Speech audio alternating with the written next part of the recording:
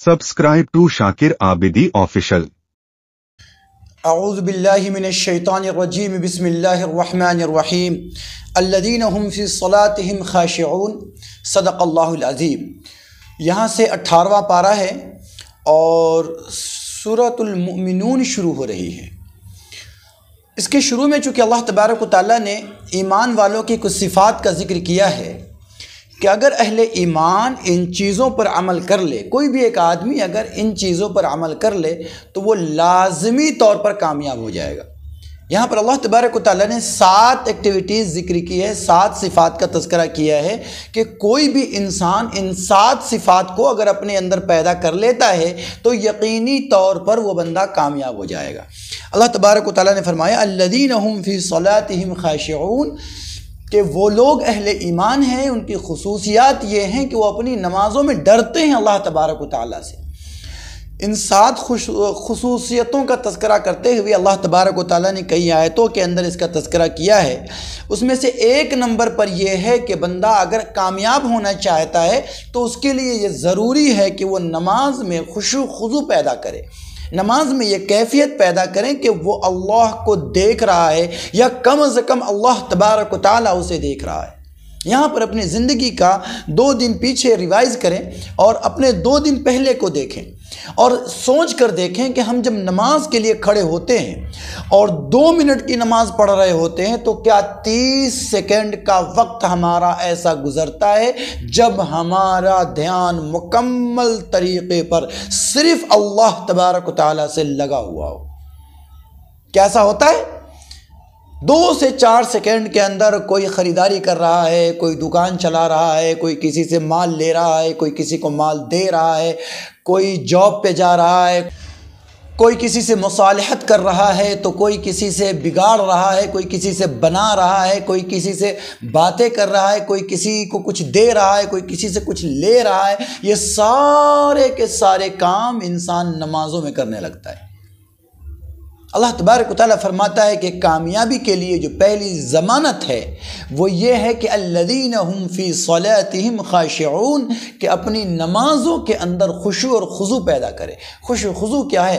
حضرت جبریل علیہ السلام نے آ کر نبی اکرم صلی اللہ علیہ وسلم سے پوچھا کہ اللہ کے نبی مل احسان، عبادت کی روح کیا ہے؟ تو حضور اکرم صلی اللہ علیہ وسلم نے ارشاد فرمایا ان تعبد اللہ کأنک تراہ وان لم تکن تراہ فإنہ یراک، کہ اللہ کی عبادت ایسے کرو جیسے کہ اللہ تبارک و تعالیٰ تمہیں دیکھ رہا ہے، اور اگر ایسی کیفیت پیدا نہ ہو سکے تو کم سے کم آخری درجہ یہ ہے کہ تمہارے دل میں یہ خیال رہے کہ میں اللہ کو نہیں دیکھ سکتا مگر اللہ تبارک و تعالیٰ مجھے دیکھ رہا ہے۔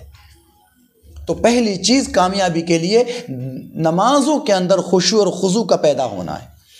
دوسری چیز اللہ تبارک و تعالیٰ نے کہا کہ فضول باتوں سے اور فضول کاموں سے پرہیز کرنا ہے۔ پہلا کام نمازوں کے اندر خشوع خضوع پیدا کرنا ہے، دوسرا کام فضول کاموں سے اور فضول باتوں سے پرہیز کرنا ہے۔ ہمیں کسی کی غیبت نہیں کرنی، کسی کی برائی نہیں کرنی، کسی کے بارے میں غلط نہیں بولنا، کسی کا عیب نہیں کھولنا، ہمیں ضرورت ہی نہیں ہے اس سے، یہ فضول کام ہے، یہ فضول باتیں ہیں، ہم کو اس سے کیا ضرورت ہے؟ ہمیں اپنے قبروں میں جانا ہے، ہم کسی اور کے قبر میں جانے والے نہیں ہیں، اس لیے ہمیں دوسروں کے پیچھے ہی نہیں پڑنا ہے۔ تو اللہ تبارک و تعالیٰ نے دوسرے نمبر پر کہا کہ فضول کاموں سے اور فضول باتوں سے پرہیز کرنا ہے۔ 2 شرطیں ہوئی۔ تیسری شرط ہے اللہ تبارک و تعالیٰ نے کہا کہ خود کو برے اخلاق سے پاک کرنا ہے۔ برے اخلاق سے پاک کرنے کا مطلب دل کا، نفس کا تزکیہ کرنا ہے۔ ہم دیکھتے ہیں کہ ہمارا لباس تو بہت سفید ہوتا ہے، بہت صاف ستھرا ہوتا ہے، کہیں گندگی لگی ہوئی نہیں ہوتی، مگر ہمارے دلوں کے اندر قدرتیں بھری ہوتی ہیں، ہمارے دلوں کے اندر بغض بھرا ہوا ہوتا ہے، ہمارے دلوں کے اندر نفرتیں بھری ہوئی ہوتی ہے، ہمارے دلوں کے اندر دشمنیوں نے جگہ بنا رکھا ہوتا ہے، ایمان کے لیے کوئی جگہ وہاں پہ نظر نہیں آتی، اچھے اخلاق کے لیے ہمارے دلوں میں کوئی جگہ نہیں ہوتی، اچھی باتوں کے لیے ہمارے دلوں میں کوئی جگہ نہیں ہوتی، اچھی چیزوں کے لیے ہمارے دلوں میں کوئی جگہ نہیں ہوتی، ہمدردی کی ہمارے دل کے اندر کوئی جگہ نہیں ہوتی، لوگوں کے ساتھ اچھے اخلاق سے پیش آنے کی ہمارے دل کے اندر کوئی جگہ نہیں ہوتی۔ اللہ تبارک و تعالیٰ نے کہا کہ نہیں، اچھے اخلاق دل کے اندر پیدا کرنا، یعنی اپنے اخلاق کو بری چیزوں سے پاک کرنا، یہ تیسری شرط۔ چوتھی شرط اللہ تبارک و تعالیٰ نے کہا کہ شرمگاہوں کی حفاظت کی جائے۔ عزتوں کی حفاظت کی جائے۔ اللہ کے نبی صلی اللہ علیہ وسلم نے ارشاد فرمایا تم مجھے 2 چیزوں کی ضمانت دے دو میں تمہیں جنت کی ضمانت دیتا ہوں۔ وہ 2 چیزیں کیا؟ وہ 2 چیزیں یہ ہیں کہ اللہ کے نبی نے فرمایا کہ جو زبان ہے اس زبان کی مجھے ضمانت دے دو کہ تم اس سے کسی کو تکلیف نہیں پہنچاؤ گے، کوئی غلط کلمہ کوئی غلط لفظ زبان سے نہیں نکالو گے، میں تمہیں جنت کی ضمانت دوں گا۔ ایک اور چیز کی اگر ضمانت دے دو، وہ دوسری چیز کیا؟ اگر تم 2 پیروں کے بیچ میں اللہ تبارک و تعالیٰ نے جو شرم کی جگہ بنائی ہے اس کی ضمانت دے دو کہ اس سے کوئی گناہ نہیں کرو۔ ان 2 چیزوں کی ضمانت دے دو میں تمہیں جنت کی ضمانت دیتا ہوں۔ تو اللہ تبارک و تعالیٰ نے 4تھے نمبر پر کہا کہ شرمگاہ کی حفاظت کرنی ہے، اور 5ویں نمبر پر کہا کہ امانتوں کا خیال کرنا ہے۔ اللہ نے جو امانتیں آپ کے پاس رکھی ہیں ان امانتوں کا خیال کرنا ہے، انسانوں کی جو امانتیں آپ کے پاس ہیں ان امانتوں کا خیال کرنا ہے۔ ہمارے یہاں یہ بہت ہوتا ہے کہ اگر انسانوں نے کسی کے پاس کوئی امانت رکھی تو اس کا تو بڑا خیال کیا جاتا ہے۔ ایسا کرتے ہیں لوگ ماشاءاللہ، جن کو اللہ تبارک و تعالیٰ نے توفیقیں دے رکھی ہیں وہ ان امانتوں کا خیال کرتے ہیں، لیکن اللہ نے جو امانتیں دی ہیں ان امانتوں کا کوئی خیال نہیں کرتے، بالکل نہیں کرتے۔ اللہ تبارک و تعالیٰ نے آنکھیں دی ہے، یہ امانت ہے، اس سے غلط چیز نہیں دیکھنا ہمیں۔ کان دی اللہ تبارک و تعالیٰ نے، یہ امانت ہے، اس سے غلط نہیں سننا۔ زبان دی اللہ تبارک و تعالیٰ نے، یہ اللہ کی امانت ہے، اس سے غلط بات نہیں کہنی۔ اولاد دی اللہ تبارک و تعالیٰ نے، یہ اللہ کی امانت ہے، اس کو دینی تعلیم اور دینی احکام سے واقف کرانا ہے۔ یہ ساری چیزیں جو اللہ تبارک و تعالیٰ نے ہمیں عطا فرمائی ہیں یہ ساری کی ساری چیزیں اللہ تبارک و تعالیٰ کی امانت ہے، تو امانتوں میں خیانت نہ کی جائے۔ انسانوں کی امانت میں بھی کسی کی کوئی چیز آپ کے پاس رکھی ہوئی ہے، کسی کی کوئی چیز مل گئی آپ کو، تو اس کو اسی طریقے سے اس تک پہنچا دی جائے۔ اور 6 نمبر پر ہے وعدہ کا پورا کرنا۔ وعدہ کا پورا کرنا، انسان جب وعدہ کرے تو وعدہ خلافی نہ کرے۔ مومن وہ ہے جو وعدہ کرے تو وعدے کو پورا کرے، وعدہ خلافی نہ کرے۔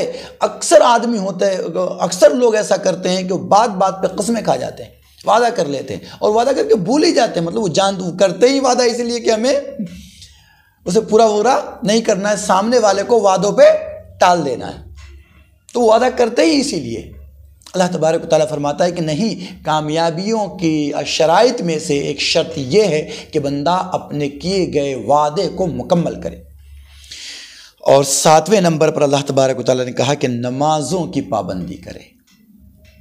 سارے اعمال کر لے بندہ، ایمان کے بعد سارے اعمال کر لے بندہ، نماز نہ پڑھتا ہو تو کوئی عمل قابل قبول نہیں ہے۔ نماز سے انکار یا نماز سے فرار، یعنی نماز نہ پڑھنا یا نماز پڑھنا نہیں چاہنا، یہ سیدھے سیدھے اللہ تبارک و تعالیٰ کے سامنے جھکنے سے بھاگنا ہے، جھکنے سے انکار کرنا ہے۔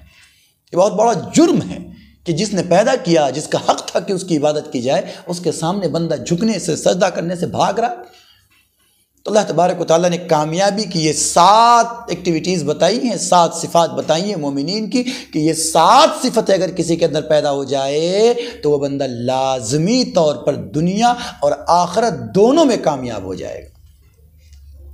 آگے اللہ تبارک و تعالیٰ نے ربوہ کا تذکرہ کیا ہے۔ ربوہ کہتے ہیں اونچے مقام پر، اونچے مقام کو، کہ حضرت عیسیٰ علیہ السلام اور حضرت مریم علیہ السلام، جو حضرت عیسیٰ علیہ السلام کی والدہ ہیں، جب حضرت عیسیٰ علیہ السلام کی پیدائش ہوئی تو آپ ایک اونچے مقام پر ٹھہری ہوئی تھی، اور آپ کو وہاں کے لوگ چونکہ بچے کو جان سے مار دینا چاہتے تھے اور حضرت مریم علیہ السلام کو بھی تکلیف پہنچانا چاہتے تھے، تو اللہ تبارک و تعالیٰ نے ان کو ایک ایسے اونچے مقام پر پناہ دی تھی جہاں پر یہ لوگ پہنچ نہیں سکتے تھے۔ تو اس کا تذکرہ اللہ تبارک و تعالیٰ نے آگے کیا ہے۔ اس کے آگے اللہ تبارک و تعالیٰ نے انعامات کا تذکرہ کیا ہے۔ اللہ تبارک و تعالیٰ اپنے بندے پر جو انعام فرمایا ہے، اللہ تبارک و تعالیٰ نے بندوں کو جن انعامات سے نوازا ہے اس کا تذکرہ کیا ہے۔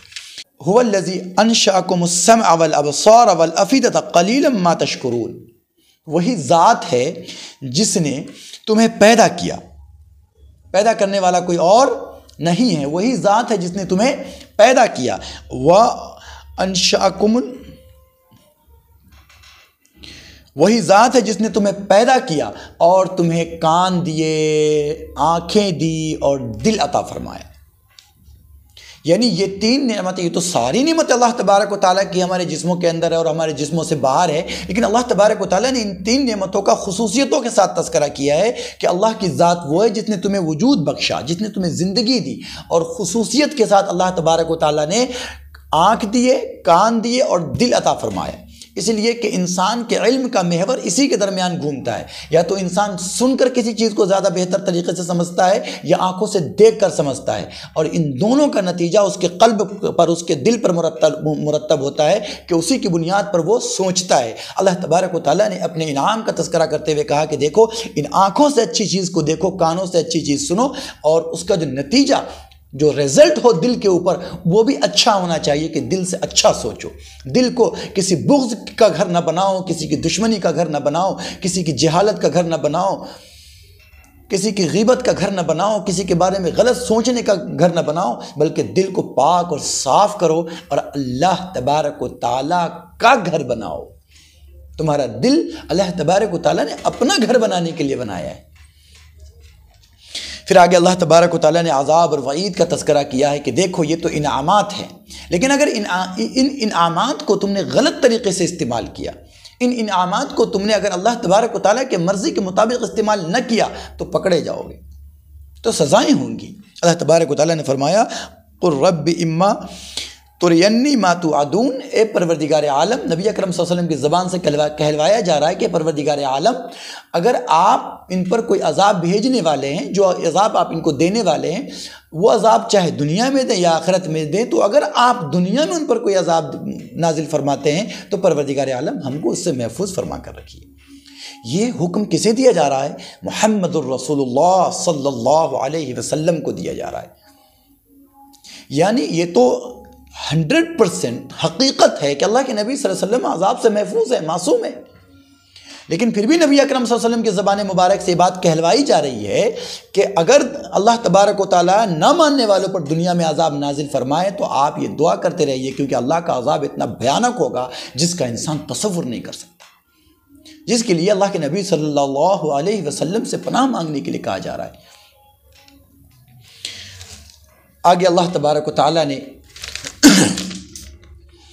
کافر کی تمنا کا تذکرہ کیا ہے کہ یہ جو کافر لوگ ہیں جب عذاب میں پکڑے جائیں گے تو یہ کہیں گے حتی اذا جاء احدکم الموت قال رب ارجعون، جب ان کے پاس موت آئے گی اور اللہ کے عذاب کے فرشتے انہیں نظر آنے لگیں گے تو یہ کہیں گے پروردگار عالم رب ارجعون، اے اللہ ایک بار پھیر دیجیے، ایک بار واپس کر دیجئے، ایک بار زندگی عطا فرما دیجئے، آپ نے جیسا کہا ہے ہم ویسے ہی زندگی گزار کر آئیں گے۔ لیکن نہیں، اللہ تبارک و تعالیٰ نے دنیا میں ایک مرتبہ بھیجا ہے اور اسی زندگی میں انسان کو خیر و شر کا موقع دیا ہے، صلاحیت دی ہے۔ اس کو اگر اللہ کے مرضی کے مطابق استعمال کر لیتا ہے تو یقیناً اللہ تبارک و تعالیٰ کے یہاں انعام ہے، اور اگر اس زندگی کو گوا کر اللہ کی نافرمانی کرتا ہوا چلا گیا تو اس کے لیے پکڑ ہے، اور بہت سخت پکڑ ہے۔ آگے اللہ تبارک و تعالیٰ نے جو لوگ پکڑے جائیں گے ان کے ساتھ جو ہوگا جہنم میں اس کا تذکرہ کیا ہے کہ تلفح وجوہہم النار وہم فیہا کالہون، کہ یہ جو کافر لوگ ہیں جہنم میں آگ ان کے چہروں سے لپٹ رہی ہوگی اور وہ اس کے اندر چیخ و پکار کر رہے ہوں گے، واویلا مچا رہے ہوں گے، بھاگ رہے ہوں گے، لیکن کہاں بھاگ سکتے ہیں؟ فَإِنَ الْمَحِيص، کہاں بھاگ کر جا سکتے ہیں؟ اللہ کا عذاب اتنا سخت ہے اور ایسا احاطہ کیے ہوا ہوگا کہ بندہ بھاگ کر کہیں بھی نہیں جا سکتا۔ اللہ تبارک و تعالیٰ نے کہا کہ یہ جو بندے ہیں یہ اس دن پکار رہے ہوں گے کہ اللہ ہمیں بچا لیجئے، بچا لیجئے، بچا لیجئے۔ اللہ تبارک و تعالیٰ کی طرف سے کہا جائے گا کہ تمہیں موقع دیا گیا اللہ تبارک و تعالیٰ کی عبادت کا، لیکن تم نے اس موقع کو گوا دیا، اس لیے آج بچنے کی کوئی جگہ نہیں ہے۔ آگے اللہ تبارک و تعالیٰ نے انسان کی تخلیق کا مقصد بتایا ہے کہ تم یہ سمجھتے ہو کہ ہم نے جو انسانوں کو اور تمام کائنات کو پیدا کیا یہ ایسے ہی پیدا کر دیا، یہ خود بخود ہو گیا ہے؟ ایسا نہیں ہے، یہ نہ خود بخود ہو گیا ہے اور نہ ہی ہم نے ایسے ہی پیدا کر دیا ہے۔ افحسبتم انما خلقناکم عبثا، کیا تم یہ سمجھتے ہو کہ ہم نے ان ساری چیزوں کو اور تمہیں بیکار پیدا کر دیا ہے؟ نہیں، ہم نے بیکار پیدا نہیں کیا، بلکہ ہم نے تو پیدا کیا ہے اس لیے تاکہ تمہیں آزما سکے، لنبلوکم، تاکہ تمہیں آزما سکے، ایکم احسن عملا، کہ تم میں سے کون بہتر عمل کرنے والا ہے۔ ہم تمہیں آزما سکے کہ تم ہماری عبادت کی طرف آتے ہو یا میرے انکار کی طرف جاتے ہو۔ ہم نے جو تمہیں زندگی کی نعمت دی ہے، اس زندگی کی نعمت کو تم میرے مرضی کے مطابق استعمال کرتے ہو یا اپنی مرضی کے مطابق استعمال کرتے ہو۔ یہ ایک انسان عقل سے اگر سوچے تو یہ بات سمجھ میں آتی ہے کہ کسی نے اگر کوئی چیز ہمیں دی ہے اور یہ اس کی امانت ہے ہمارے پاس، تو ہمیں اگر اس چیز کے استعمال کی اجازت ملتی ہے تو اس چیز کو اس کے مرضی کے مطابق استعمال کرنی چاہیے، نہ کہ اپنے مرضی کے مطابق۔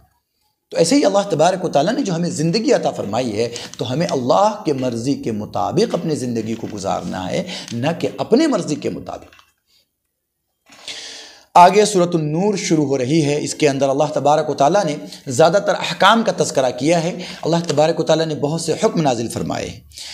سب سے پہلا حکم جو اس کے اندر آیا ہے، الزانیۃ والزانی فاجلدوا کل واحد منہما مئۃ جلدہ، کہ اگر کوئی زنا کرنے والا مرد ہو یا زنا کرنے والی عورت ہو تو اس کو اللہ تبارک و تعالیٰ کی طرف سے سزا کے طور پر، حد کے طور پر، اگر ان کا جرم ثابت ہو جائے تو سزا کے طور پر 100 کوڑے مارے جائیں گے۔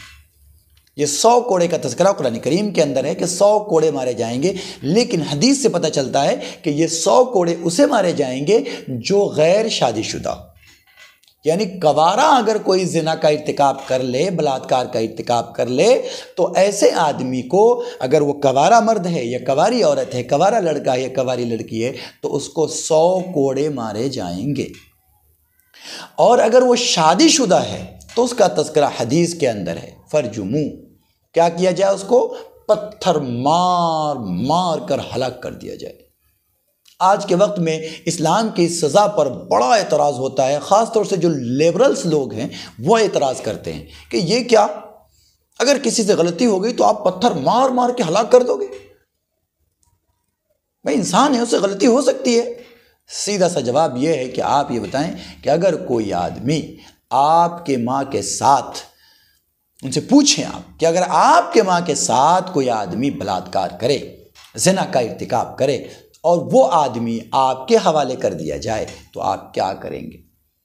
وہ لیبرل کہے گا میں اس کی بوٹی بوٹی کر دوں گا اگر ذرا برابر بھی غیرت باقی ہوگی، اور اگر بالکل دیوس ہو گیا ہوگا، بے غیرت ہو گیا ہوگا، تو اذا فاتک الحیا ففعل ما شئت، جب حیا چلی جائے تو جو چاہے کرو، پھر تو فرق نہیں پڑتا۔ تو اگر وہ بے غیرت نہیں ہوگا تو وہ کہے گا کہ میں اس آدمی کی بوٹی بوٹی کر دوں گا، ٹکڑے ٹکڑے کر دوں گا۔ تو اپنی ماں کے ساتھ بلاत्कार کرنے والے کے لیے ایک پیمانہ، ایک سزا، اور اگر کسی دوسرے کی ماں، کسی دوسرے کی بہن، کسی دوسرے کی بیٹی کے ساتھ اگر کوئی آدمی یہی جرم کرتا ہے تو اس کے لیے الگ پیمانہ۔ یہ ڈبل اسٹینڈرڈ، ہپوکریسی کب تک چلے گی آخر؟ یہ منافقت، اس سے باہر نکلنے کی ضرورت ہے۔ لہذا اسلام نے ایک رول رکھا ہے کہ جو ہمارے لیے وہی سب کے لیے۔ تو اللہ تبارک و تعالیٰ نے کہا الزانیۃ والزانی فاجلدوا کل واحد منہما مئۃ جلدہ، کہ زنا کرنے والا مرد ہو یا زنا کرنے والی عورت ہو، اس کو اس کے جرم کی سزا میں 100 کوڑے مارے جائیں گے۔ اور حدیث سے پتہ چلتا ہے کہ 100 کوڑے کسے؟ کواروں کو، اور اگر شادی شدہ ہے تو پتھر مار مار کر اس کو جان سے مار دیا جائے گا۔ آگے اللہ تبارک و تعالیٰ نے حد قذف کا ذکر کیا ہے کہ اگر کسی بندے نے کسی پاک دامن مرد پہ یا کسی پاک دامن عورت پہ الزام لگا دیا، بدکاری کا الزام لگا دیا، اور وہ 4 گواہ نہیں لاتے، تو اللہ تبارک و تعالیٰ فرماتا ہے والذین یرمون المحصنات ثم لم یاتوا باربعۃ شہداء فاجلدوہم 80 جلدہ، کہ جو آدمی کسی پاک دامن عورت پر یا پاک دامن مرد پر الزام لگا دے تو اس کو چاہیے کہ وہ 4 گواہ لائے کہ ہاں میں نے اپنی آنکھوں سے اسے زنا کرتے ہوئے دیکھا ہے، بلاत्कार کرتے ہوئے دیکھا ہے۔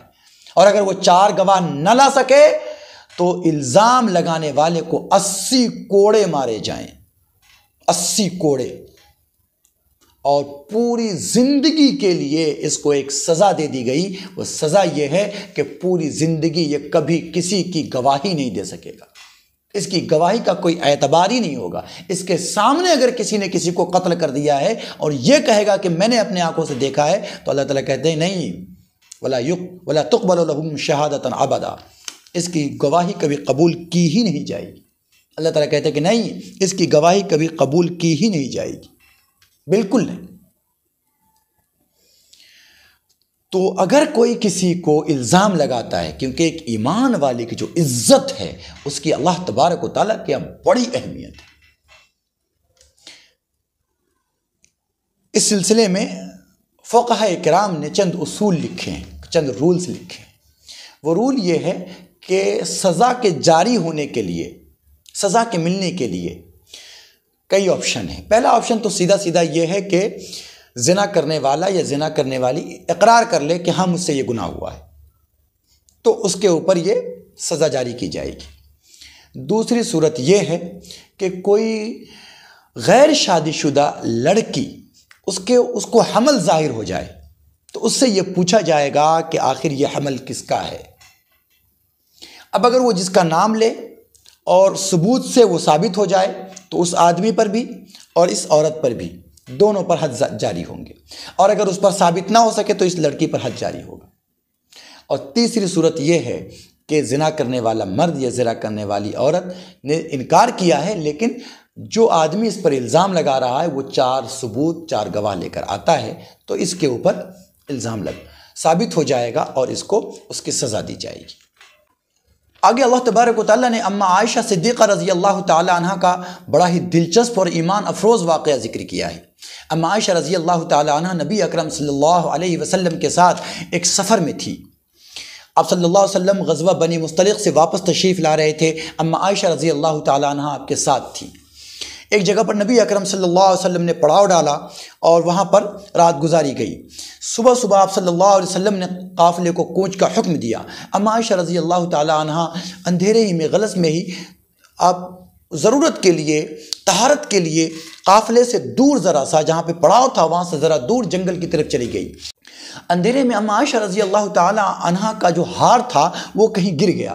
آپ اس کو ڈھونڈنے لگی لیکن وہ جلدی نہیں مل رہا تھا، اندھیرے کا موسم تھا تو مل نہیں رہا تھا، تو اس کو ڈھونڈنے میں دیر ہو گئی۔ اما عائشہ رضی اللہ تعالی عنہ جب واپس آئی تو دیکھا کہ قافلے کے لوگ جا چکے ہیں۔ اب جا چکے ہیں، اما عائشہ رضی اللہ تعالیٰ عنہ بہت پریشان ہو گئی۔ اچھا، نبی اکرم صلی اللہ علیہ وسلم نے چھوڑ کر کیسے چلے گئے؟ چھوڑ کر نہیں گئے۔ اصل میں اما عائشہ رضی اللہ تعالیٰ عنہ کے لیے ایک پالکی بنائی گئی تھی، اور اس پالکی کے اندر ہوتا یہ تھا کہ اما عائشہ بیٹھ جاتی تھی اور 4 صحابہ مل کے اس پالکی کو اٹھا کر وہ اونٹ، جس اونٹ پر اما عائشہ رضی اللہ تعالیٰ عنہ سفر کرتی تھی، اس اونٹ کے اوپر اس پالکی کو چڑھا دیا جاتا تھا۔ اونٹ کے اوپر ایسا باکس ٹائپ کا بنتا تھا جس کو ہودج کہتے ہیں، اور یہ پالکی اٹھا کر اس کے اندر ایسا رکھ دی جاتی تھی۔ تو ان 4 لوگوں نے جنہوں نے اس پالکی کو اٹھا کے اوپر چڑھایا، تو اما عائشہ رضی اللہ تعالیٰ عنہ کی عمر اس وقت کم تھی اور پتلی دبلی تھی، تو اس طرف کے 2 لوگوں کو یہ محسوس ہوا کہ اما عائشہ رضی اللہ تعالیٰ عنہ شاید اس سائڈ بیٹھی ہیں، اور ادھر کے لوگوں نے یہ خیال کیا کہ اما عائشہ رضی اللہ تعالیٰ عنہ اس طرف بیٹھی۔ اس طریقے سے وہ پالکی چڑھا دی گئی، کسی نے اندر جھانک کے تو دیکھا نہیں، اور دیکھنے کی جرات بھی نہیں کر سکتے تھے۔ اب نبی اکرم صلی اللہ علیہ وسلم نے بھی سمجھا کہ اما عائشہ رضی اللہ تعالیٰ عنہ سوار کر لی گئی اور قافلہ وہاں سے آگے چلا گیا۔ اما عائشہ رضی اللہ تعالیٰ عنہ جب جنگل کی طرف سے واپس آئی تو دیکھی کہ سب لوگ جا چکے ہیں۔ اب بہت پریشان ہوئی، ظاہر بات پریشانی کی وجہ ہی ہے، لیکن قافلوں کا ایک طریقہ ہوتا ہے کہ قافلے کے پیچھے 1 یا 2 آدمی چھوڑے جاتے ہیں کہ جب قافلہ کوچ کر جائے، قافلہ وہاں سے آگے بڑھ جائے تو وہاں پر دیکھ لے کہ کسی کی کوئی چیز وہاں چھوٹی تو نہیں ہے۔ نبی اکرم صلی اللہ علیہ وسلم نے حضرت صفوان رضی اللہ تعالیٰ عنہ کو اس کام کے لیے مامور فرمایا تھا۔ حضرت صفوان رضی اللہ تعالیٰ عنہ جب آئے تو دیکھا کہ اما عائشہ رضی اللہ تعالیٰ عنہ فرش پہ لیٹی ہوئی ہے، گھاس پر لیٹی ہوئی ہیں، اور سورج چڑھ آیا ہے، تو انہوں نے انا للہ و انا الیہ راجعون پڑھا۔ اما عائشہ رضی اللہ تعالیٰ عنہ اٹھ کر بیٹھ گئی، تو حضرت صفوان رضی اللہ تعالیٰ عنہ نے اپنا اونٹ پیش کیا، اونٹ کو بٹھا دیا اور پھر دوسری طرف پلٹ گئے۔ اما عائشہ رضی اللہ تعالیٰ عنہ اونٹ پر بیٹھ گئی، اور بیٹھنے کے بعد پھر حضرت صفوان اونٹ کی لگام پکڑ کر، ان کی نکیل پکڑ کے آگے آگے چلنے لگے، اور پھر قافلے سے آ کر مل گئے۔ ادھر جب اگلے مقام پر نبی اکرم صلی اللہ علیہ وسلم نے پڑاؤ ڈالا تو اما عائشہ رضی اللہ تعالیٰ عنہ موجود نہیں۔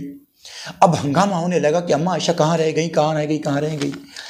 یہ ایک تو حادثہ تھا ایک اتفاق تھا، مگر اس کے اندر رئیس المنافقین عبداللہ بن ابی بن سلول، جو نبی اکرم صلی اللہ علیہ وسلم اور مسلمانوں کو تکلیف پہنچانے کا کوئی بھی موقع ہاتھ سے جانے نہیں دیتا تھا، اس کو ایک موقع مل گیا۔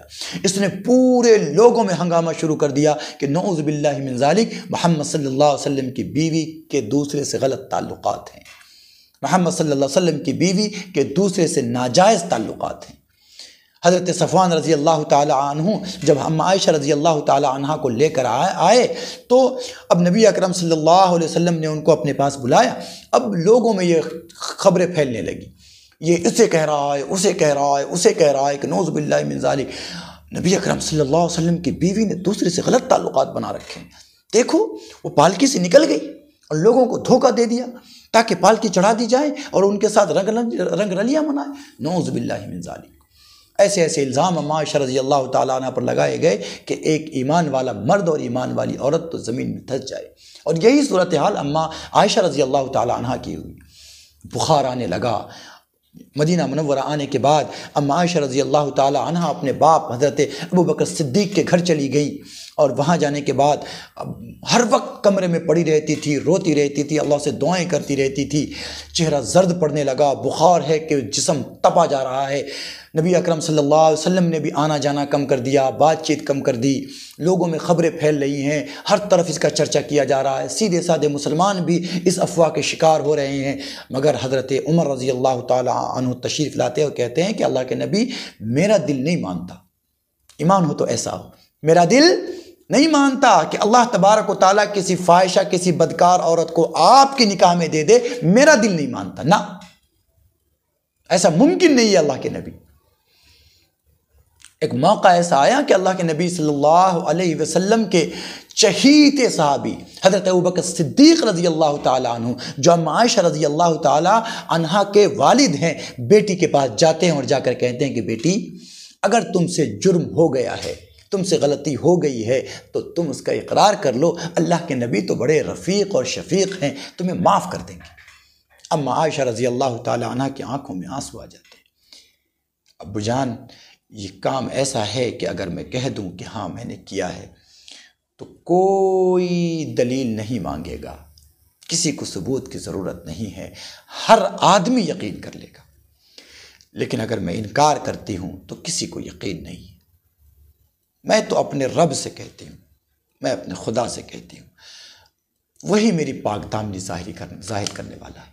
یہ موقع ہے اما عائشہ رضی اللہ تعالیٰ عنہ پر پہاڑ ٹوٹا ہوا ہے، حضرت ابوبکر صدیق رضی اللہ تعالیٰ عنہ پر پہاڑ ٹوٹا ہوا ہے۔ ایک طرف محمد رسول اللہ صلی اللہ علیہ وسلم کی بے پناہ محبت ہے کہ ان کی محبت میں، آقا کی محبت میں اپنے باپ کے منہ پہ تھپڑ مار چکے ہیں، اور ایک یہ وقت ہے کہ دوسری طرف بیٹی کی عزت و عصمت ہے اور محمد رسول اللہ صلی اللہ علیہ وسلم کے حرم کا معاملہ ہے۔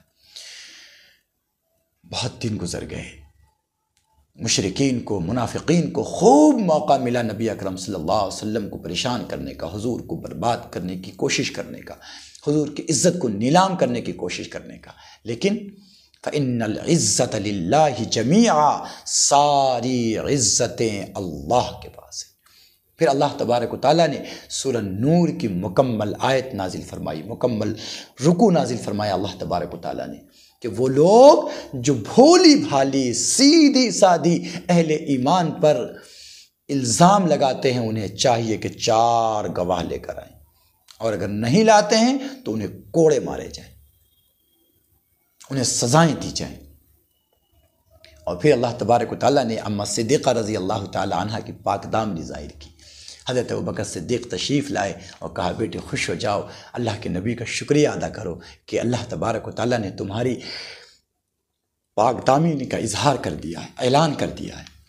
اما عائشہ رضی اللہ تعالیٰ عنہ اٹھی، کہنے لگی میں نبی اکرم صلی اللہ علیہ وسلم کا شکریہ کیوں ادا کروں، میں اپنے رب کا شکریہ ادا کیوں نہ کروں جس نے میری پاک دامنی کا اعلان کیا۔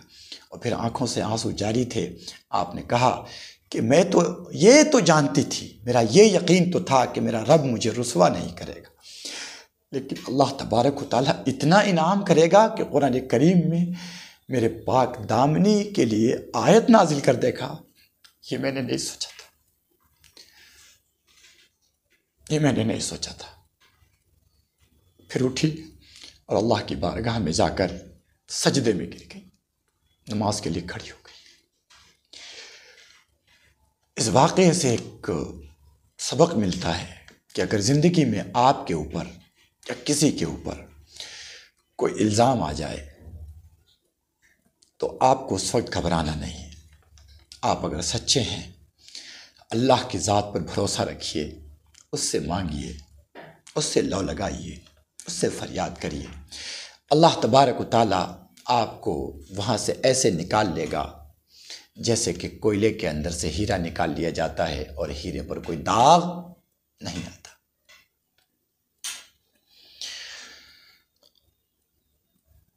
آگے اللہ تبارک و تعالیٰ نے اہل علم کو ایک حکم عطا فرمایا ہے۔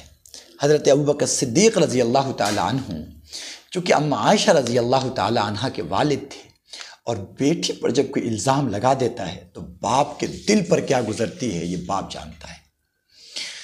کچھ سیدھے سادھے صحابہ تھے جو اس پروپیگنڈے کا شکار ہو گئے تھے۔ اس میں سے ایک صحابی ہے حضرت مصطح رضی اللہ تعالیٰ عنہ۔ یہ ذرا غریب صحابی تھے اور حضرت ابوبکر صدیق رضی اللہ تعالیٰ عنہ ان کی مدد کیا کرتے تھے، ان کو کچھ دیا کرتے تھے مسلسل، ان کا کچھ وظیفہ ان کے ذمہ تھا جو دے دیا کرتے تھے۔ لیکن جب نبی اکرم صلی اللہ علیہ وسلم کے حرم اور اپنی بیٹی پر الزام لگایا تو حضرت مصطح بھی اس افواہ کا شکار ہو گئے۔ یہ بات جب معلوم ہوئی حضرت ابوبکر صدیق رضی اللہ تعالیٰ عنہ کو تو انہیں بہت برا لگا، اور لگنے کی بات ہے۔ تو حضرت ابوبکر صدیق رضی اللہ تعالیٰ عنہ نے وہ جو ان کی مدد کیا کرتے تھے وہ مدد بند کر دی کہ نہیں، میں اب اس سے نہیں دوں گا۔ اس نے میری بیٹی پر الزام لگا لیا، اس نے یہ خیال تک نہیں کیا کہ محمد رسول اللہ صلی اللہ علیہ وسلم کی حرم ہے، حضور کی زوجہ مطہرہ ہیں، اور پھر اس الزام اور افواہ میں شریک ہو گیا ہے، میں اب اسے نہیں دوں گا۔ ایک حساب سے دیکھیں تو ٹھیک تھا، دنیا میں ایسا ہی ہوتا ہے، کسی نے اگر ہم پر یا ہمارے ماں پر، بہن پر، بیٹی پر اگر الزام لگائے تو ہم اس کی مدد کیوں کریں؟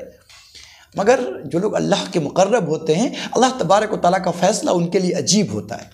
اللہ تبارک و تعالیٰ نے انہیں حکم دیا، یا ایھا الذین ولا یاتلی اولو الفضل منکم والسعہ، کہ اللہ تبارک و تعالیٰ نے تم میں سے جن لوگوں کو فضل سے نوازا ہے، علم سے نوازا ہے، دولت سے نوازا ہے، نعمتیں دی ہیں، ان کو یہ چاہیے کہ جن کی مدد کرتے ہیں وہ کرتے رہیں۔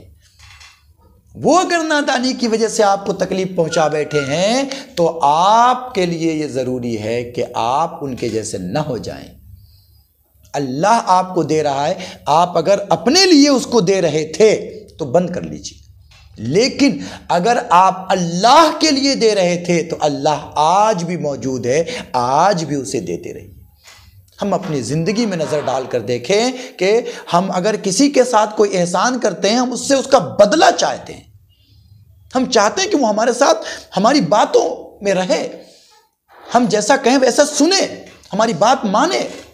اگر وہ ہماری بات نہیں مانتا، ہماری کسی بات کے خلاف ہو جاتا ہے تو ہم اس مدد کو روک دینا چاہتے ہیں۔ اس کا مطلب یہ ہوا کہ ہم جو اس کے ساتھ مدد کر رہے تھے وہ مدد اپنے لیے تھی، اللہ کے لیے نہیں تھی۔ اگر یہ مدد اللہ کے لیے تھی اور ہے تو یہ مدد جاری رہنی چاہیے۔ اللہ تعالیٰ نے اہل علم کو اور اہل نعمت کو، جس کو اللہ نے مال و دولت سے نوازا ہے، ان کو یہ حکم دیا ہے کہ جن کی مدد کرتے ہیں وہ مدد جاری رکھیں۔ آگے اللہ تبارک و تعالیٰ نے ایک حکم عطا فرمایا ہے، ایک حکم بیان کیا ہے جو عام زندگی کے لیے بہت عمدہ حکم۔ اس آیت کے اندر اللہ تبارک و تعالیٰ نے یا ایھا الذین آمنوا لا تدخلوا بیوتا غیر بیوتکم، اس آیت کے اندر اللہ تبارک و تعالیٰ نے ایک بہت بہترین اصول بتایا ہے۔ ہم آپس میں ایک دوسرے رشتہ دار کے گھر میں، اپنے جاننے والوں کے گھر میں جب جاتے ہیں سیدھا منہ اٹھا کر چلے جاتے ہیں۔ اللہ تبارک و تعالیٰ نے منع فرمایا، نہیں اے ایمان والو، اگر تم ایمان رکھتے ہو تو تمہارے لیے ضروری ہے کہ تم جب کسی کے گھر میں جاؤ تو اجازت لے کر جاؤ۔ کسی کے بھی گھر میں جاؤ تو اجازت لے کر جاؤ، بنا اجازت کے اندر داخل نہ ہونا۔ اے ایمان والو، یا ایھا الذین آمنوا، اے ایمان والو، لا تدخلوا بیوتا غیر بیوتکم، اپنے گھر کے علاوہ کسی دوسرے کے گھر میں داخل نہ ہو۔ گھر تین طرح کے ہوتے ہیں، ایک وہ گھر ہے جو میرا ہے، جس میں صرف میں رہتا ہوں، وہاں جاتے ہوئے کسی کی اجازت لینے کی ضرورت نہیں ہے۔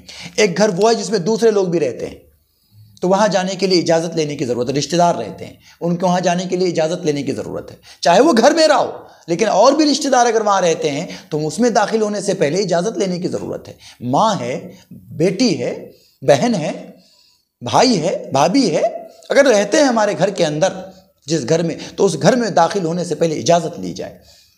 ایک صحابی نے پوچھا اللہ کے نبی کیا ہم ماں کے پاس بھی اجازت لے کر جائیں، وہ تو میری ماں ہے. تو کیا اللہ کے نبی صلی اللہ علیہ وسلم نے کہا کہ کیا تم یہ پسند کرتے ہو یا کرو گے کہ تم اپنے ماں کو بے پردہ دیکھو؟ کہا اللہ کے نبی یہ کیسے ممکن ہے؟ تو کہا پھر ماں کے پاس بھی جاؤ تو اجازت لے کر جاؤ. تو اگر بندہ ایسے گھر میں جا رہا ہے جس میں صرف وہ رہتا ہے، کوئی نہیں رہتا، تو وہاں کسی سے اجازت لینے کی ضرورت نہیں ہے. لیکن اگر بندہ ایسے گھر میں جا رہا ہے جس میں چاہے وہ خود رہتا ہو یا نہ رہتا ہو لیکن دوسرے لوگ بھی رہتے ہوں، تو وہاں اجازت لینا کمپلسری ہے، لازم ہے، ضروری ہے. اور ایک ایسا گھر جو گھر عبادت خانہ ہے جس میں کوئی بھی نہیں رہتا، مسجد ہے، تو ایسی جگہوں پر جانے کے لیے کسی کی اجازت کی ضرورت نہیں ہے. اللہ تعالیٰ کی طرف سے اجازت ہے کہ آپ جب چاہو ہمارے گھر میں آ جاؤ. اللہ کا گھر ایسا ہے جہاں کے لیے اجازت ہے کہ جب چاہو ہمارا دروازہ کھلا ہے، ہمارے بارگاہ میں آ جاؤ. آگے اللہ تبارک و تعالیٰ نے اہل ایمان کو یہ حکم دیا ہے کہ اگر تم چاہتے ہو کہ تمہاری عزتیں محفوظ رہیں اور تم سے دوسروں کی عزتیں محفوظ رہیں تو اس کے لیے ایک کام کرنا ہے. مرد کو ایک کام اور عورت کو دو کام. مرد کو اللہ تبارک و تعالیٰ نے حکم دیا قُلْ لِلْمُؤْمِنِينَ يَغُضُّوا مِنْ أَبْصَارِهِمْ، اہل ایمان سے کہیے اپنی نظریں نیچی رکھیں، وَيَحْفَظُوا فُرُوجَهُمْ، اور اپنے شرمگاہوں کو محفوظ رکھ کے اس کی حفاظت کریں. 2 کام مردوں کو اور 3 کام عورتوں کو اللہ تبارک و تعالیٰ نے کہا. مردوں کو 2 کام کیا؟ اپنی نظروں کو نیچی رکھیں. یعنی اللہ تبارک و تعالیٰ چونکہ عالم الغیب ہے، اللہ تعالیٰ جانتا ہے اور جانتا تھا، اللہ کا علم ازلی ہے کہ ایک زمانہ ایسا آ جائے گا کہ بندہ سڑک پہ چلے گا اور باہر لوگ بنا کپڑے کے پھر رہے ہوں گے. جیسا کہ آج ہمارا معاشرہ ہے، ہماری سوسائٹی ہے کہ خواتین ایسا لباس پہن کر نکلتی ہے کہ انسان کو اپنی نظر کی حفاظت کرنی مشکل ہو جاتی ہے. اللہ تبارک و تعالیٰ نے پہلے ہی ایمان والوں کو کہا کہ اگر وہ کوئی ایسا لباس پہنے جس سے اس کے جسم کا ابھار نظر آ رہا ہو، اس کے جسم نظر آ رہے ہوں، اس کے کھلے ہوئے بال نظر آ رہے ہوں، یغضوا من ابصارہم، اپنی نظروں کو نیچے جھکا لو، نیچی کر لو. ویحفظوا فروجہم، اور اگر اس کی طرف سے دعوت بھی ہو گناہ کی، وہ تمہیں مائل بھی کرنا چاہے، تب بھی اپنے شرمگاہ کی حفاظت کرو، تمہیں گناہ میں ملوث نہیں ہونا ہے. اور عورتوں کے لیے بھی یہی حکم ہے کہ اپنے نظروں کو نیچی رکھو، اپنے شرمگاہ کی حفاظت کرو. اور ایک حکم اور کیا ہے کہ اپنے جسم کا پردہ بھی کرو. تو عورتوں کے لیے 3 حکم ہے کہ پردہ بھی کرو اور نظروں کی حفاظت بھی کرو اور شرمگاہ کی حفاظت بھی کرو، گناہ سے بھی بچو. اب آج کے وقت میں ہماری عورتیں یہ سمجھتی ہیں کہ صرف مرد ہمیں نہیں دیکھ سکتا، ہم مردوں کو دیکھ سکتے ہیں، ہمارے لیے دیکھنے میں کوئی مذائقہ نہیں ہے. یہ خیال غلط ہے. جس طریقے سے مردوں کا عورتوں کو دیکھنا کسی غلط نظر سے غلط ہے، ایسے ہی عورتوں کا مردوں کو ٹکٹکی باندھ کر دیکھتے رہنا یہ بھی غلط ہے. آگے اللہ تبارک و تعالیٰ نے ایک عجیب بات ارشاد فرمائی ہے کہ اللہ نور السماوات والارض، اللہ تبارک و تعالیٰ تمام کائنات کا نور ہے. یعنی تمام کائنات میں جو روشنی ہے وہ اللہ تبارک و تعالیٰ کی ذات کی وجہ سے. آپ جانتے ہوں گے، اگر آپ نے پڑھا ہے فزکس وغیرہ پڑھا ہے تو آپ جانتے ہوں گے کہ ہمارا جو یہ اسپیس ہے یہ پورا ڈارکنیس ہے، اندھیرا ہے. جہاں جہاں سورج ہے اس کی روشنی جہاں تک پہنچتی ہے وہاں تک پہنچتی ہے. ادروائز جو ہمارا اسپیس ہے، ہمارا جو یونیورس ہے، یہ پورا کے پورا یونیورس اندھیرا ہے، اس میں روشنی نہیں ہے، روشنی کرنی پڑتی ہے. اسپیس کا جو اصل ہے، جو نیچرل ہے، وہ اندھیرا ہے، ڈارکنیس ہے، اس میں روشنی کرنی پڑتی ہے. اللہ تبارک و تعالیٰ فرماتا ہے اللہ نور السماوات والارض، زمین و آسمان میں جو ہر جگہ اندھیرا ہے، اس اندھیرے کو روشنی میں بدلنے والی ذات صرف اللہ کی ہے. کوئی دنیا کی طاقت ان اندھیروں کو روشنی میں نہیں بدل سکتی. اور اللہ تبارک و تعالیٰ جو اس تمام کائنات کا نور ہے، اس کے نور کی ایک عجیب مثال ہے کہ اس کا نور ایک چراغ کی طرح ہے، اور وہ ایک قندیل، شیشے کے قندیل میں ہو، پھر وہ اس کو اٹھا کر ایک طاق میں رکھ دیا جائے، شیشے کے اندر شیشہ ہو، اور پھر وہاں سے وہ لہک رہا ہو، اس کی گرمی نہ مل رہی ہو لیکن اس سے کسی کو نقصان نہ پہنچ رہا ہو، مگر اس سے روشنی حاصل ہو رہی ہے. اللہ تبارک و تعالیٰ کی ہدایت کا نور بھی اسی طریقے سے ہے کہ وہ اہل ایمان کے دل کے اندر ہوتا ہے، کسی کو نقصان نہیں پہنچتا مگر اس سے لوگوں کو فائدہ پہنچتا ہے. اللہ تبارک و تعالیٰ نے کافروں کے اعمال کے بارے میں آگے کہا کہ دیکھو اگر اللہ کا نور اپنے سینے میں نہیں بساؤ گے تو تم دنیا میں کچھ بھی کر لو، کچھ بھی کر لو، تمہیں اس کا فائدہ ملنے والا نہیں ہے۔ اللہ تعالیٰ نے کہا کہ والذین کفروا اعمالهم کسراب بقیۃ، کہ وہ لوگ جو ایمان نہیں لاتے، جو کفر کرتے ہیں، جو اللہ کا انکار کرتے ہیں، ان کے اعمال کی مثال ایسی ہے جیسے سراب ہو سامنے۔ سراب کہتے ہیں دھوکے کو۔ آپ نے گاڑی چلاتے ہوئے یا گاڑی میں یعنی کار وغیرہ میں آگے بیٹھتے ہوئے جب آپ ہائی وے پہ جاتے ہیں اور گرمی کا دن رہتا ہے، دوپہر کا وقت رہتا ہے، تو آپ دیکھتے ہوں گے کہ جو سڑک ہے وہ روڈ بہت دور آپ کو پانی چمک رہا ہوتا ہے۔ ایسے جب آپ ریتیلے میدان میں جائیں گے، جو لوگ ریتیلے علاقے کے رہنے والے ہیں یا گئے ہوئے ہیں وہ لوگ جانتے ہیں کہ جو ریت کے جو میدان ہوتے ہیں وہاں اگر ایک جگہ کھڑا ہو بندہ اور 10 کلومیٹر 5 کلومیٹر تک سامنے ریت ہی ریت ہو تو اس کو ایسا لگتا ہے کہ پانی کی طرح چمک رہا ہے۔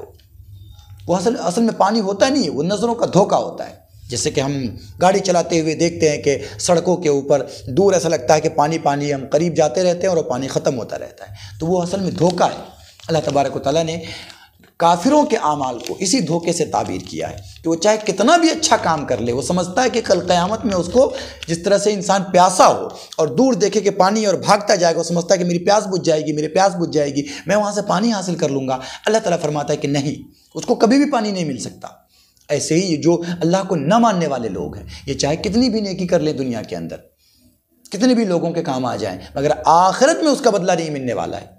دنیا میں اللہ تعالیٰ اس کا بدلہ دے دے وہ اس کی مرضی پر ہے، لیکن آخرت میں اس کا بدلہ ملنے والا نہیں ہے، دھوکہ ہے اس کا۔ آگے اللہ تبارک و تعالیٰ نے کامیابی کے 3 راز بتائے ہیں، جو بندہ ان رازوں کو پا گیا وہ کامیاب ہو گیا، دنیا میں بھی اور آخرت میں بھی۔ اللہ تبارک و تعالیٰ نے کہا مَن یُطِعِ اللَّهَ وَرَسُولَهُ وَیَخْشَ اللَّهَ وَیَتَّقِیهِ، کہ جو آدمی اللہ کی اطاعت کرے، اللہ کے رسول کی اطاعت کرے اور اللہ سے ڈرتا رہے، یہ بندہ کامیاب ہو گیا۔ اس لیے اگر آپ کامیابی چاہتے ہیں تو ان 3 کاموں کو اپنی زندگی میں پیدا کیجئے۔ اللہ سے ڈریے، محمد الرسول اللہ کی اطاعت کیجئے، اللہ کی اطاعت کیجئے۔ یہ 3 کام اگر آپ نے کر لیا، دنیا بھی سنور جائے گی اور آخرت بھی۔ آگے اللہ تبارک و تعالیٰ نے پھر مسلمانوں کی تعریف کرتے ہوئے کہا ہے اور کافرین کی مذمت کرتے ہوئے کہا ہے کہ انما المؤمنون الذین آمنوا باللہ ورسولہ،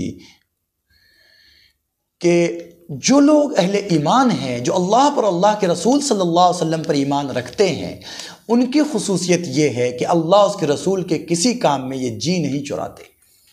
اللہ اس کے رسول نے جیسا حکم دیا ویسا کر گزرتے ہیں۔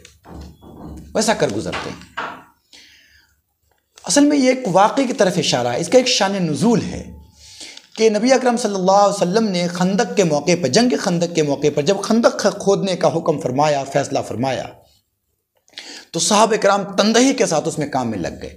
کبھی کبھی کسی صحابی کو اگر کسی کام سے کہیں جانا پڑتا تھا تو حضور سے اجازت لے کر وہ جاتے تھے اور جلدی واپس آ جاتے تھے، مگر یہ جو منافقین تھے یہ بہانے سے اجازت لے کر، چھٹی لے کر جاتے تھے اور بہت دیر سے آتے تھے، اور آنے کے بعد پھر کسی نہ کسی کام میں ہاتھ بٹاتے تھے، نظر پڑ رہی ہے تو کام کر رہا ہے، نظر نہیں پڑ رہی تو بیٹھا ہوا ہے۔ اللہ کے نبی صلی اللہ علیہ وسلم ان چیزوں کو محسوس بھی کرتے تھے مگر کہتے نہیں تھے۔ تو اللہ تبارک و تعالیٰ نے یہ آیت نازل فرمائی کہ جو لوگ اللہ اس کے رسول صلی اللہ علیہ وسلم پر ایمان رکھتے ہیں، ان کا معاملہ تو یہ ہے کہ وہ اگر کہیں جاتے ہیں تو فوراً آ کر کام پر لگ جاتے ہیں۔ اللہ اس کے رسول جو حکم دیتا ہے اس سے جی نہیں چراتے۔ اور منافقین کی خصوصیت یہ ہے، منافقین کے اندر برائی یہ ہے کہ وہ اللہ اور رسول جب کوئی حکم دیتا ہے تو اس کو بجا لانے کے لیے، اس پر عمل آوری کے لیے جی چرانے لگتا ہے، بہانے ڈھونڈنے لگتا ہے۔ ہم آج اپنی زندگی کے اندر نظر ڈال کر دیکھیں کہ ہم اللہ اس کے رسول کا حکم نہ ماننے کے لیے کتنے بہانے ڈھونڈتے ہیں۔ ذرا سی کھانسی آ گئی، ہم سمجھتے ہیں کہ روزہ چھوڑ سکتے ہیں۔ Subscribe to Shakir Abidi Official.